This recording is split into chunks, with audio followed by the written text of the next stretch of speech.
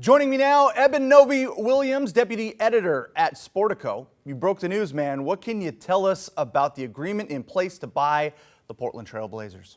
A bit of a surprise here. We've obviously known this team was for sale for quite a while. Paul Allen's estate, after Paul Allen passed away, he made it clear that he wanted his sports assets, including the Seahawks and the Trailblazers, to be sold and the proceeds going to philanthropy. But Tom Dundon was not on the list of people that I would have expected to be the buyer here. But he is the owner of the Carolina Hurricanes, and he's leading a group of a few other wealthy individuals buying the Trailblazers at a deal that values the team roughly in the $4.25 billion range. What stood out to you about that price and maybe what you thought it was going to be going in and Sportico's valuations? Yeah, so our number is a little bit lower. We have it at 3.7. It's not uncommon for teams to sell for higher than our number. 4.25 is maybe a little bit lower than I would have thought. I think the big question here that I'm sure a lot of folks in Portland are asking right now is what is the likelihood that this team moves? And having a buyer, a billionaire whose main other sports assets are 3,000 miles away is maybe not the most ideal situation.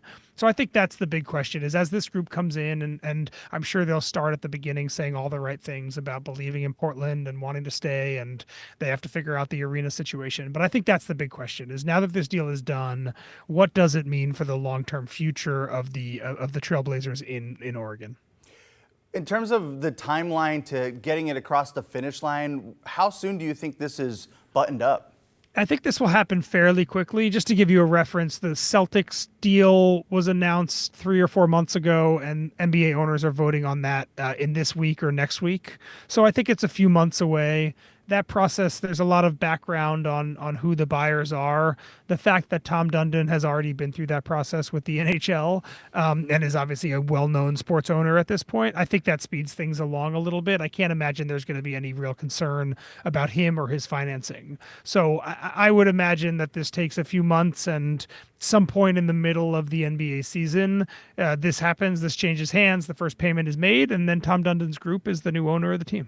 Yeah, what more can you tell us about Tom Dundon and the group? So the group is Tom. As I said, he's the owner of the Carolina Hurricanes. I think if you talk to Hurricanes fans, the team has performed very well in the 7 or so years that he's owned it. They have spent for players. There's certainly owners out there that buy teams and then contract the purse strings a little bit. He was not that way when he was in what he's done in Carolina. So that's one. He is an investor in pickleball as well. He's one of these new age sports owners. I call them kind of sports empires, but he has his hand in a number of different things, and suddenly the Trailblazers become the most valuable piece of his portfolio. But he does have the arena in Raleigh. There is a $1 billion mixed-use development that is happening around that arena right now. So again, he's someone that has spent up for the major team that he has owned prior, and has invested in the real estate component, which is critical in modern sports. That checks a lot of boxes in terms of what this modern owner has to do to make sure that a team is successful. That's got to excite fans, I would imagine. Going into the sale, was there anything that stood out to you that was unique about this sale, other than it basically going to the highest bidder? Yeah, I think you nailed it there. This is a very different process than if Paul Allen was still alive and was selling this as just a private business. This isn't a person selling it. This is an estate selling it. And typically the estate has a fiduciary duty to maximize the value of the asset. So very often we see in team sales, it doesn't necessarily go to the highest bidder. It goes to the bidder that the sellers like the most, the one they think is going to be the best steward for the team, the one that promises not to move the team. There's a lot of considerations in many franchise sales that get a little sanded down when you're talking about the estate. So that's the big thing that stands out to me. And we've seen this recently, the Denver Broncos, when they were sold to Jim Walton and Greg Penner, that was also an estate sale. That was Pat Boland's estate that was selling it. But yeah, these transactions are a little bit different and sometimes a little bit cleaner and a little simpler, again, because there is that fiduciary duty to maximize profit above all of the other considerations that an individual seller might have. I know this is a conversation that you've been having for the past few months, especially when the Trailblazers were officially put up for sale. And as you mentioned off the top of this, just the concern that Trailblazers fans have for this team leaving and moving away. What insight can you give us on, why this makes sense and why this would keep the Trailblazers here, or whether or not you think, oh, this kind of leans towards the team moving? So I'll give the bad news first. Tom Dundon is not Phil Knight, right? This is not a buyer that has deep ties to the region. And if Phil Knight bought this team, obviously it would be staying in Portland. He's a buyer that has a lot of money. The nexus of his current sports assets are very far away. And he owns an arena in a city that doesn't have an NBA team. So that's the bad news. Maybe the good news is that Raleigh is not high on the NBA's list of markets that it wants to put teams in. The NBA is beginning its expansion process right now to add a few teams. Seattle, I think, very high on the list there. Las Vegas, also very high on the list there. The NBA, from what I understand, really believes in Portland as a market. It has the benefit of not having a lot of pro sports competition. So it's not like there's an NFL team right there. It's not like there's a baseball team or a hockey team right there that is competing for dollars. So I think the NBA really does believe in the market with the right owner and with the right situation. I think a lot of this is going to come down to the arena. And I'm sure they'll seek public money. They'll likely seek public money. Who knows if they're going to get it? But I think a lot of this is going to come down to what it costs and how easy or how difficult is it to get a building in Portland done. That is what a modern day 2026 NBA team needs. So look, I think if you're a local fan of this team, this is not the best possible news for you, but I don't think this is a blinking green indication that this team is leaving anytime soon. I think a lot of people, when they thought about an ownership group, that it might come from Seattle or, one of the markets that's looking to get an NBA team. Did that surprise you at all that it came from basically, Dallas / Charlotte?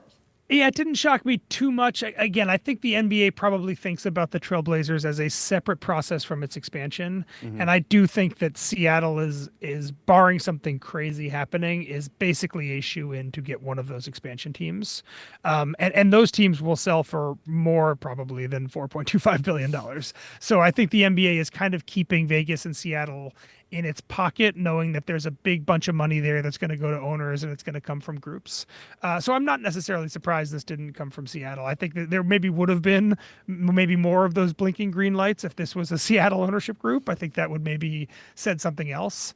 But we've seen more and more that increasingly the people that buy sports teams are people that already own sports teams. And sometimes it's totally regional, but other times it's not. Stan Kroenke owns the NBA and hockey teams in Denver, but also owns the Rams in Los Angeles. So just because this guy has assets elsewhere does not mean that he's looking to combine them geographically. So in some ways, no, I'm not surprised that this is someone from outside. He's just a name that hadn't come up in my reporting at all. And I'd like to think that typically I have a finger on the pulse of who's kind of waiting on the sidelines. And this one, I will admit, took me by surprise.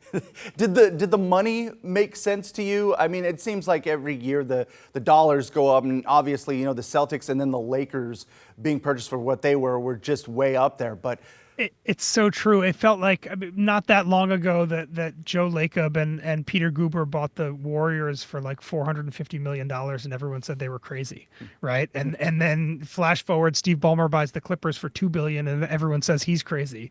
And then Matt Ishbia buys the Suns for $4 billion, and everyone says he's crazy. So I've learned, at least in this industry, that as much as the number wants to surprise me, I think I shouldn't be surprised by it. The Lakers deal, as you said there, $10 billion valuation, albeit for one of the two most valuable teams in the league. But if the Lakers are selling for $10 billion, yeah, there's no number that really surprises me as too high for any of these other franchises. There's just not that many of them. There's 30 NBA teams, and there will be more in the future, but there's not going to be that much more.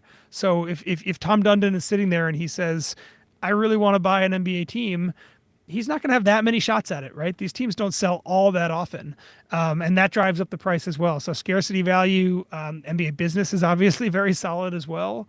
So there's a number of factors there. But yeah, if you had told me 3 years ago the Blazers would sell for $4.5 billion, I would have said that's crazy. But I've learned at least that all the numbers that shocked me, that I should just stop being so surprised in the future.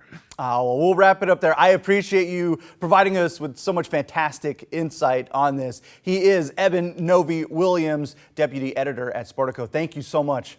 Thanks for having me.